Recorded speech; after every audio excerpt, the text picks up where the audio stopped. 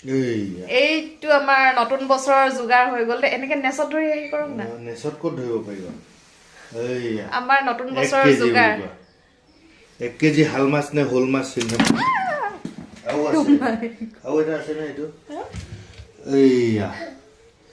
এইটো হলনে হাল একে দুটা মোটামুটি মাগু দেখাম নেকি এতিয়া হাইয়ে মাগু বুলি ক'লো মাগুৰ আৰু কি আছে গৰৈ নাই গৰৈ হলে গৰৈ দুটা মানে দেখিছিলো যে